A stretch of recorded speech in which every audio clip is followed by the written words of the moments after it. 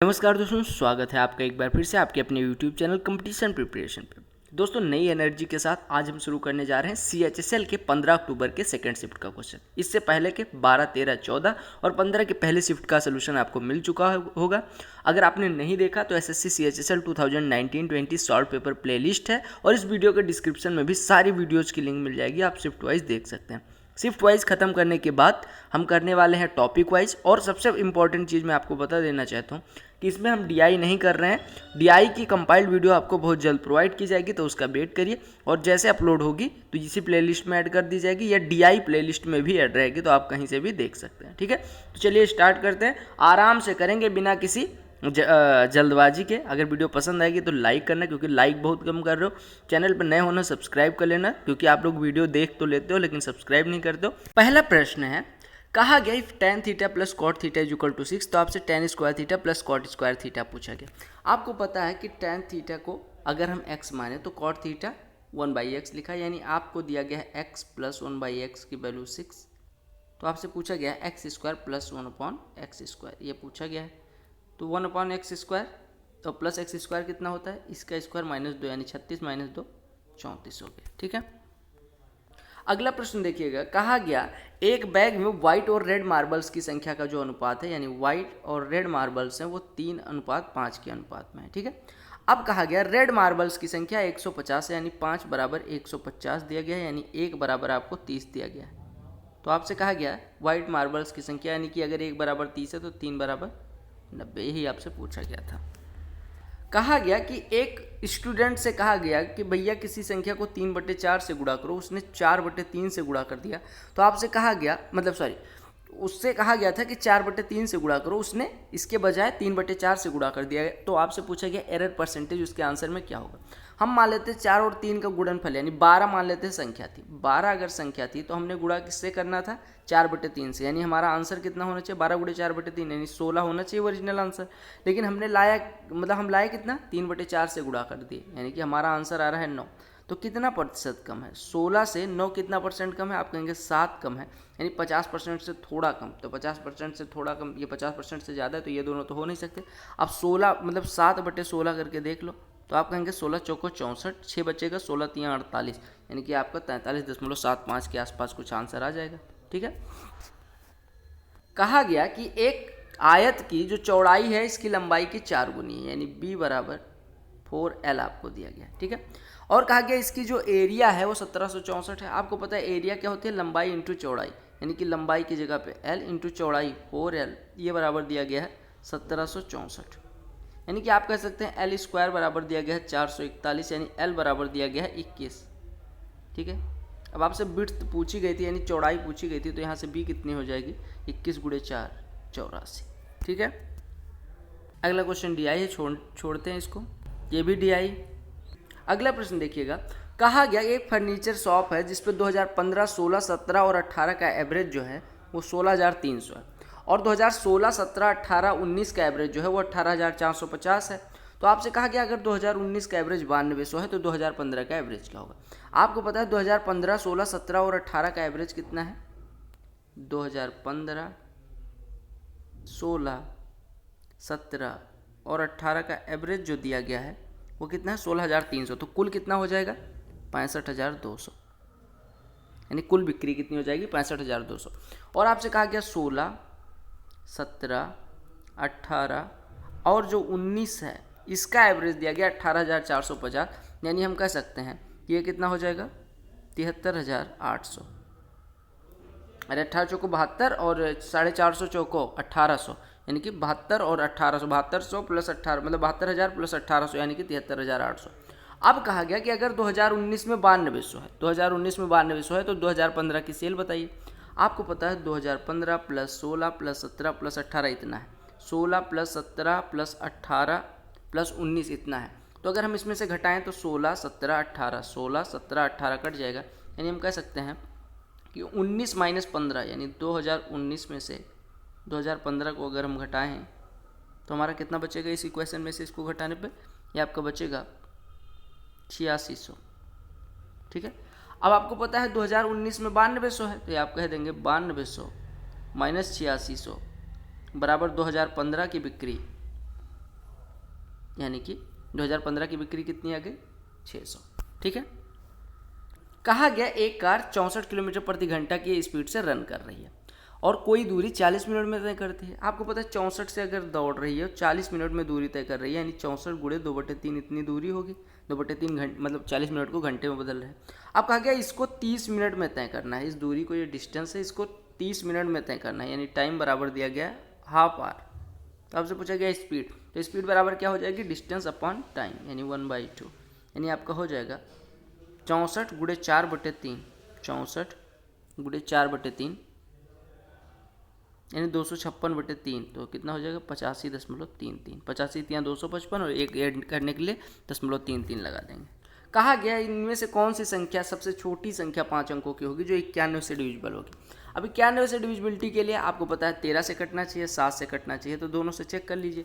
आप सबसे छोटी संख्या पे अगर हम जाएंगे तो ये वाली संख्या सबसे छोटी है। अब इस पर चेक करेंगे, 13 से डिवाइड करेंगे, 13 7 91, यहाँ पे 9 1, 13 7 91, 770 हो जाएगा और 770 7 से कट रहा है, यानी पूरी संख्या 91 से कटेगी। आपसे कहा गया sine square 35 plus sine square 55 की वैल्यू निकालो। आपको पता होगा साइन 55 को हम क्या लिख सकते हैं, साइन 90 माइनस 35, यानी कि कॉस 35, और इसका स्क्वायर दिया गया, यानी ये लिखा हुआ है sine square 35 plus cos square 35, यानी sine square theta plus cos square theta, जिसकी वैल्यू ऑलवेज 1 होती है। ये प्रश्न अच्छा है। कहा गया उस सर्किल का इक्वेशन क्या होगा जिसके जो डायमीटर हैं उनके इंड पॉइंट्स 4 3 -2 1 है। ध्यान दीजिएगा, मैं थोड़ा सा इसमें समझाऊंगा। अच्छे प्रश्न में एक ये भी है, देखिए ये इसका डायमीटर है, ठीक है।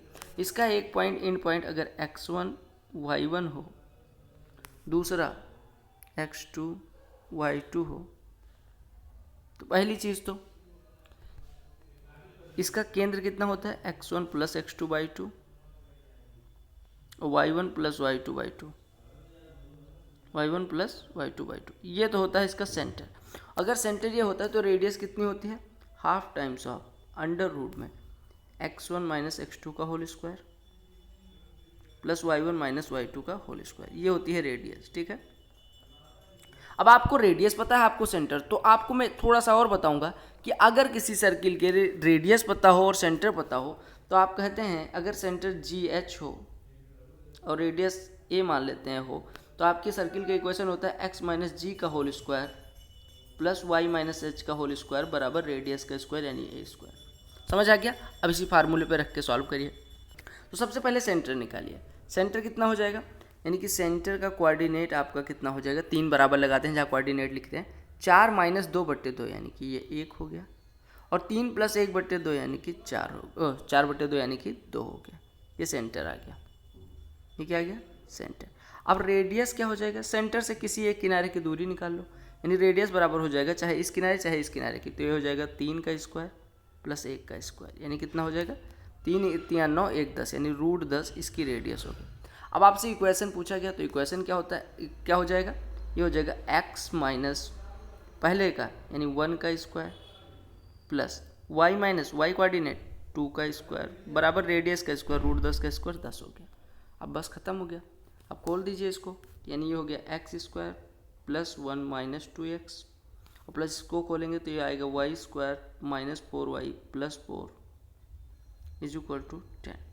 अब ये आप इसको ऐसे लिख सकते हैं x square plus y square minus 2x minus 4y, और 1 4 5 5 10 में से घटेगा बराबर 5 आ गया। तो आपका आंसर ये आ गया। समझ आ गया। तो आपको बस, अब आपको लगता होगा समय ज़्यादा लगेगा, तो एक आध प्रश्न तो ऐसे शिफ्ट में आपके रहेंगे ही रहेंगे जिसमें समय ज़्यादा लगना है। आपको दिया गया साइन 2x की वैल्यू, आपसे पूछा गया cos 3x की वैल्यू। cos 3x का फार्मूला होता है, सबसे पहले फार्मूला याद कर लीजिएगा, 4 cos cube x minus 3 cos x। ठीक है, ये फार्मूला होता है। अब आपको पता है साइन x, तो यहाँ से हमारा cos x कितना हो जाएगा, यानी हमें अगर cos x पता हो तो cos 3x निकाल लेंगे। तो cos x क्या होता है, अंडर रूट में 1 माइनस साइन स्क्वायर x, यानी 1 बाई माइनस 4/9, यानी आपका हो गया √5/3, √5/3, ये cos x की वैल्यू। अब यहाँ पे cos x कॉमन ले लीजिए, यानी इसकी वैल्यू निकालने के लिए आप कहेंगे cos x कॉमन लेने के बाद क्या बचेगा, cos x कॉमन लिया, 4 cos स्क्वायर x यानी 4 इंटू 5/9 माइनस 3, यानी आपका कितना हो गया cos x इंटू यानी √5/3 इंटू 4 गुणे 5/9 यानी कि 20/9 -3 यानी -7/9। ये तो हो जाएगा 20 - 27 यानी -7/9, यानी आपका हो गया -7/27√5। अब आपको पता है √5 की वैल्यू कितनी होती है?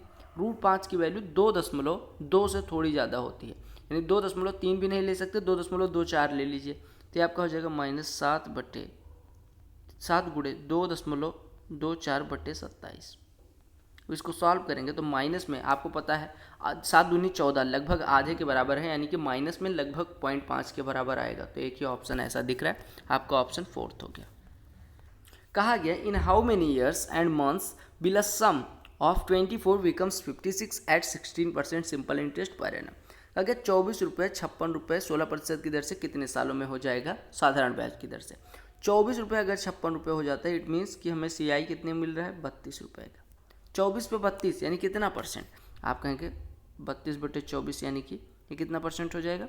32/24 गुणे 100 कर लो तो देख लो कितना परसेंट है। 4 छक्के 24, 4 अट्ठे 32, यानी ये 2 3 6, 2 ये 50 हो गया। 400/3 यानी 400/3% हमें बढ़ना है, और हमें एक साल में मिल रहा है 16%। तो 400/3% बढ़ने में कितना समय लगेगा? 400/3/16, 16 से काटेंगे 25 हो जाएगा, यानी 25/3 साल लगने वाले हैं। अगर आपसे मंथ में पूछा गया तो आप कहेंगे 8 ईयर्स 1/3 मंथ 8 1/3 ईयर आया हुआ था, और आपको पता है 1/3 ईयर को हम 4 मंथ लिखते हैं, तो 8 ईयर मतलब 8 वर्ष 4 माह लगने वाले हैं। ठीक है, क्योंकि आपको पता है 24 से 56 होना है, 32 ब्याज मिलना चाहिए। 32/24 का कितना परसेंट है? आप कहेंगे 400/3, यानी आपको 400/3 बढ़ना है। एक साल में बढ़ रहे हैं आप 16, तो कितने साल लगेंगे, यही पूछा गया था। अगला प्रश्न देखिएगा, कहा गया एक आदमी कोई कार्य 12 दिन में कर सकता है, दूसरा आदमी यानी A 12 दिन में कर सकता है, B 16 दिन में कर सकता है, और आपसे कहा गया वह दोनों एक साथ 4 दिन तक साथ कार्य करते हैं, तो जो रिमेनिंग वर्क है वो कितना है? ठीक है, आपको पता है अगर ये 12 दिन में पूरा करता है तो 4 दिन में 1/3 इसने कर लिया होगा, और ये 16 दिन में पूरा करता है तो 1 दिन में 1/4 इसने कर लिया होगा। ठीक है, वो 4 दिन में, अगर 12 दिन में पूरा करता है 4 दिन में 1/3 इसने, अगर 16 दिन में करता है तो 4 दिन में 1/4 इसने, इन दोनों ने मिलकर कितना करा? 7/12। तो बचा कितना होगा? 1 - 7/12 यानी 5/12 बचा हुआ है। या आप LCM लेके भी कर सकते थे, ये 4 हो जाता, ये 3 हो जाता, टोटल वर्क 48 रहता। आपको पता है एक दिन में 7 हो रहा है, 4 दिन में 28 हो जाएगा, तो बचा है 20 आउट ऑफ 48। अगला क्वेश्चन DI से है। अगला प्रश्न देखो, कहा गया x = 2 + √3, तो x पावर 4 - 8x³ + 16x² की वैल्यू निकालनी है। आप कह सकते हैं कि इसकी ये सीधे लिखा हुआ है x² - 4x की होल स्क्वायर के बराबर, यही तो लिखा हुआ है। अरे आप x² का स्क्वायर करोगे x पावर 4 आ जाएगा, प्लस 4 -4x है उसका स्क्वायर करोगे तो 16x² हो जाएगा, और प्लस -2 ये भी जब करोगे तो -2 × x² × 4x जो कि 8x³ बन जाएगा। अब आपको पता है x² कितना हो जाएगा? 7 + 4√3, 2 + √3 का स्क्वायर माइनस 4 टाइम्स ऑफ 2 + √3 यानी 8 - 4√3 का स्क्वायर। ये कट गया, 7 में से 8 घटेगा -1, -1 का स्क्वायर 1 हो गया। ऐसे भी कर सकते हैं, या फिर आप x कॉमन ले लेते तो भी आपका फार्मूला बन जाता है। x कॉमन लेते तो आपका बचता है x² - 8x और प्लस 16, ये x - 4 का स्क्वायर बन जाता है, यानी x² × x - 4 का स्क्वायर। अब आप यहाँ पे x² की वैल्यू कितनी हो जाती, या आप ऐसे लिखते x² × ये कितना x - 4 की वैल्यू कितनी हो जाती? 2 + √3 - 4 यानी √3 - 2 का स्क्वायर, और x की वैल्यू कितनी है? √3 + 2 यानी √3 + 2 का स्क्वायर × √3 - 2 का स्क्वायर, यानी कि आप कह सकते हैं √3 + 2 × √3 - 2 का होल स्क्वायर, जो कि हो जाता -1 का स्क्वायर, यानी 1 आ जाता। अगला प्रश्न देखिएगा, कहा गया इन ग्रोसरी स्टोर एक आइटम का मार्केट प्राइस 1100 है और डिस्काउंट के बाद इसे 979 का बेच दिया गया, तो कितने % का डिस्काउंट दिया गया? 1100 की वस्तु 979 में बिक रही है, यानी 121 रुपये का डिस्काउंट मिल रहा है, और 121 रुपये 1100 का कितना % हो जाएगा? आप कहेंगे बटे 1100 गुणे 100 कर दो, यानी बटे 11, तो 11% हो जाएगा। ये प्रश्न देखो, कहा गया दो संख्याओं का अंतर 3 है, ये देखते ही आपका आ जाना चाहिए a - b = 3। अगर ये नहीं लिख पा रहे हो तो आप गधे हो। और कहा गया इनके क्यूब का अंतर जो है वो 999 है, यानी a³ - b³ = 999। ठीक है। अब त्रिपाठी फार्मूला यूज़ कर दो तो ये हो जाएगा a minus B into A minus B का होल स्क्वायर प्लस 3ab, ये तो होता है a माइनस बी का whole square plus 3ab is equal to 999। इससे काटोगे 333 आ जाएगा, 9 घट जाएगा 324 हो जाएगा। ये 3ab बराबर 324, तो ab बराबर कितना हो जाएगा 108। 108। अब अगर a माइनस बी 3 है, ab बराबर 108 है, तो a बराबर 12 हो गया और b बराबर 9 हो गया। ठीक है। अब आपसे कहा गया था इनके स्क्वायर का डिफरेंस निकालो, तो 12 और 9 के स्क्वायर का डिफरेंस यानी 144 में से 81 घटाओगे आपका 63 आंसर हो गया। ठीक है। कहा गया अगर एक साड़ी को 3060 रुपये में बेचा जाता है तो जो सेलर है उसको 15% का नुकसान होता है, 20% प्रॉफिट लेने के लिए कितने में बेचा जाना चाहिए। आपको पता है 15% नुकसान होने का मतलब 17/20 में बिकती है, यानी CP के 17/20 में बिकती है, तो हमें 3060 देके जाती है, हमें चाहिए कितना 20% प्रॉफिट, यानी CP के 6/5 पे हमें बेचना है, या ऐसे कहें 24/20 पे बेचना है। नहीं ऐसे नहीं, 20 चाहिए हमें नीचे, 5 से काटेंगे तो हो जाएगा 24/20, सही कह रहे हैं 24/20 पे बेचना है। अरे 20% का प्रॉफिट लेना है 24/20। आपको पता है 17/20 बराबर 3060, तो 24/20 बराबर कितना हो जाएगा 3060/17 × 24, यही हो जाएगा। या आप ऐसे कह सकते हो 85% 3060 है तो 120% कितना होगा, उसी को करने के कई सारे तरीके हैं। ठीक है। 17 से डिवाइड करोगे तो 17 ही करना 17, 17 8 100, 8 7 56 136, ये 0 हो गया।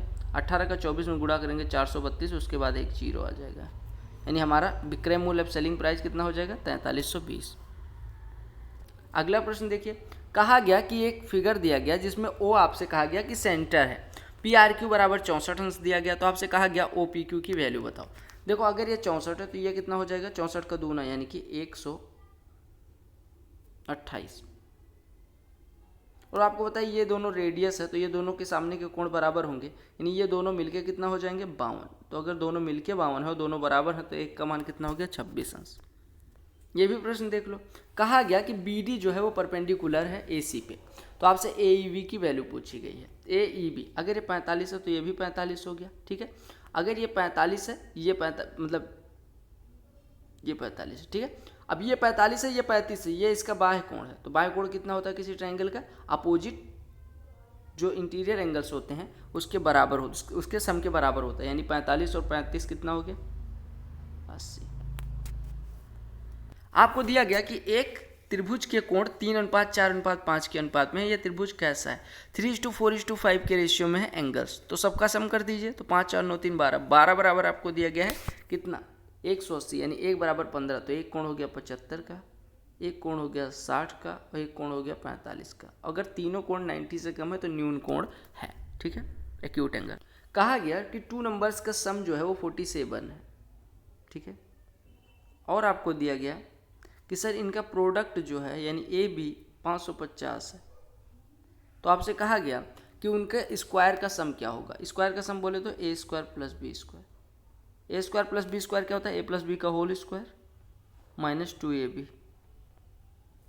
47 का स्क्वायर कितना होता है मेरे भाई 2209, में से 1100 घटाएंगे तो कितना बचेगा 1109। काम खत्म।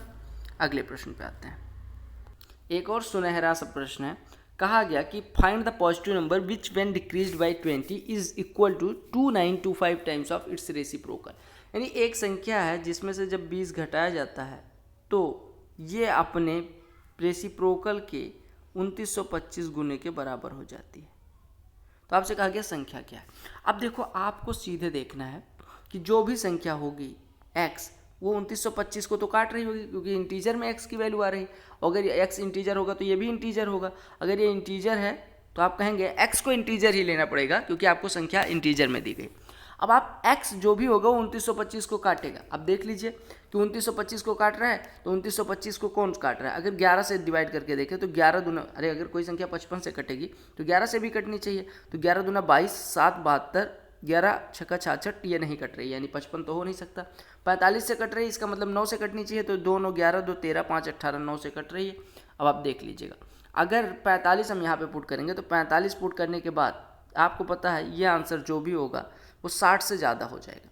अरे क्योंकि 45 गुणे 60 2700 होता है, यानी ये 60 से ज़्यादा हो जाएगा। और x माइनस 20 अगर 60 से ज़्यादा है तो x बराबर 80 से ज़्यादा हो जाएगा, जो कि एनिहिलेट कर देगा, यानी ये भी नहीं होगा इसका। अगर हम 35 रखते हैं, 35 रखने के बाद ये 90 के आसपास हो जाएगा, और 90 अगर हो गया तो आपको पता है नहीं 9 5 45 9 3 27, हाँ 90 के आसपास हो जाएगा। तो अगर 90 हो गया तो x माइनस 20 बराबर 90, तो x बराबर 110, ये भी खत्म हो गया। तो आपको लेना पड़ेगा 65 चेक करके देखेंगे तो ये आपका इधर तो 45 आ रहा है और इधर कितना आएगा 2925/65, चेक करके देख लीजिए। 13 5 65, 13 दूना 26, 13 दूना 26, ये 525, ये 45 आ गया। तो आप ऑप्शन से यहाँ कर सकते थे, इजी होता। और अगला क्वेश्चन और ये लास्ट क्वेश्चन होगा इस शिफ्ट का, जो कि DI से है। आई होप आपको सारे क्वेश्चन समझ आ गए होंगे। अगर समझ आ गया तो वीडियो को लाइक करिएगा। मेंस वाले ये शिफ्ट मैक्स टू मैक्स 8 से 9 मिनट लेंगे सॉल्व करने में। और अगर आप मतलब मैथ गुड है आपका तो आप 12 मिनट ले सकते हो, और अगर आप एवरेज स्टूडेंट हैं तो 15 minute max to max. Pre वाले 15 मिनट मैक्स टू मैक्स लेना है आपको। अगर आपका मैथ एवरेज है तो 20 मिनट अगर आप ले रहे हैं तो आप अच्छे स्टूडेंट माने जाएंगे। ठीक है, इस शिफ्ट को मैं मॉडरेट भी नहीं कहूँगा, इजी भी नहीं कहूँगा, टफ भी नहीं कहूँगा, ये मैं कह सकता हूँ कहीं बीच में लाई करती है इजी और मॉडरेट के। और 1-2 क्वेश्चन अच्छे भी थे, बाकी इसमें कोई क्वेश्चन में दम नहीं था। अगले शिफ्ट की एनालिसिस बहुत जल्द, मतलब एनालिसिस का सोल्यूशन आपको बहुत जल्द प्रोवाइड कर दिया जाएगा। सारे शिफ्ट होने के बाद हम टॉपिक वाइज पे आएंगे। चैनल को सब्सक्राइब कर लीजिएगा, वीडियो को लाइक कर दीजिएगा, अपने दोस्तों के साथ शेयर कर दीजिएगा, और ऑल द